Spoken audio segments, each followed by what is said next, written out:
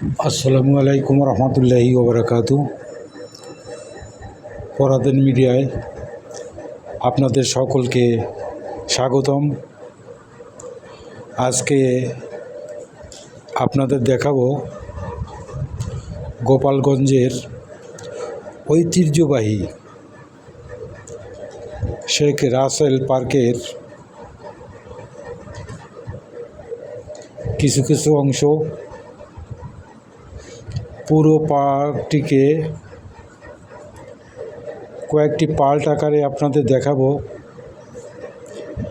একবারে সমস্ত কিছু দেখানো সম্ভব নয় বিধায় আপনাদের আজ প্রথম পার্ট দেখাবো। ঢুকতেই দেখা যাবে বাচ্চাদের বিনোদনের অতি পরিচিত একটি রাইডার, এক কথায় কমন একটি রাইডার বলতে পারেন। এই রাইডারে প্রত্যেকটা পার্কে এই রাইডারটা দেখা যাবে, যেটায় কচিকাঁচা সোনামণিরা অনেক আনন্দ পেয়ে থাকেন। সেই সঙ্গে গার্জিয়ানরা উঠতে পারবেন তাদের ধরে রাখার জন্য। আসলে পার্কটি অনেক জায়গা নিয়ে বিস্তৃত। এখানে বাচ্চাদের এবং বড়দের আনন্দ বিনোদন উপভোগ করার জন্য অনেক রাইডার রয়েছে। তাই প্রথম যেটি আমার নজরে পড়ল এটি হচ্ছে বাচ্চাদের বিনোদনের সবচেয়ে আনন্দপূর্ণ একটি বাহন, ঘোড়ার রেস, যেটা বসে বাচ্চারা খুবই আনন্দিত হয়ে যায়।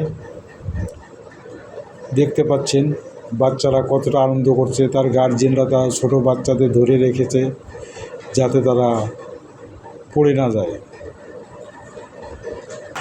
পার্কটার অর্থই বিনোদনের স্থান। পার্ক বলতে বোঝা যায় বিনোদন। কচিকাঁচা বাচ্চাদের আনন্দটা না ধরে থাকতে পারলাম না, তাই কচিকাঁচা বাচ্চাদের আনন্দের সাক্ষী হতে ভিডিওটি করে আপনাদের সামনে উপস্থাপন করার জন্য। আশা করছি সবাই আমার ভালো হবেন, আশা করি সবার ভালো লাগবে। রাইডার থেকে নেমে গেলে বাচ্চারা এখন লাইনে দাঁড়িয়েছে অন্য গ্রুপ ওঠার জন্য। দেখতে পাচ্ছেন প্রাকৃতিক সৌন্দর্য, পার্কটিকে পরিপূর্ণ করে রেখেছে সবুজ গাছপালা,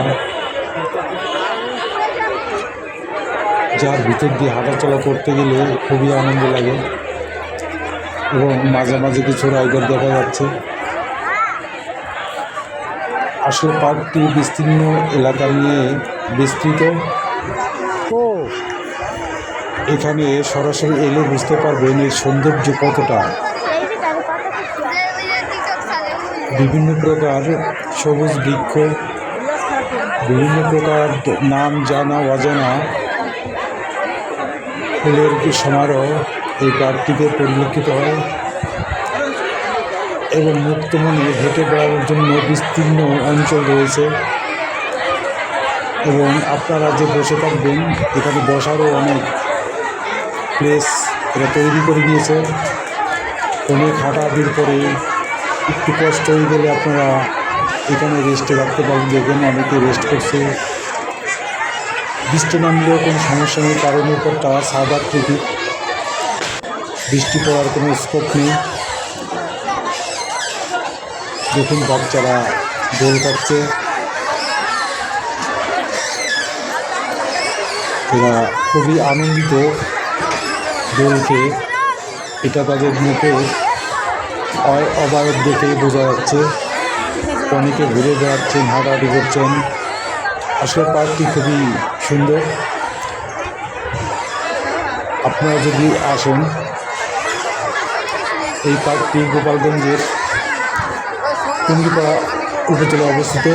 দেখতে পাচ্ছেন বাহারি রঙের বিভিন্ন ফুল, দেখুন ফুলগুলো কত সুন্দর, যে কারো মন আকৃষ্ট করে নেবে এই ফুলগুলো।